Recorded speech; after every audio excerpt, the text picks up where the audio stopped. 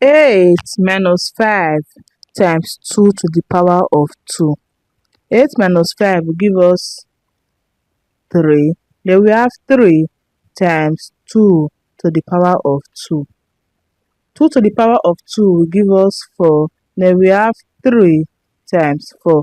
3 times 4 is equals to 12. 12 is the wrong answer to this question because we do not work with the order of operation, which is PEMDAS. In PEMDAS, we have parentheses, exponent, multiplication, division, addition, and subtraction. Multiplication and division have equal priorities, such as addition and subtraction, working from your left to your right, in order to arrive in a very correct answer. Let us solve the right answer to this question. First of all, we are going to work with our exponent, which is 2 to the power of 2. 2 to the power of 2 will give us 4. Then we have 8 minus 5 times 4. We start with our multiplication now because multiplication comes first before subtraction. 5 times 4 will give us 20. Then we have 8 minus 20.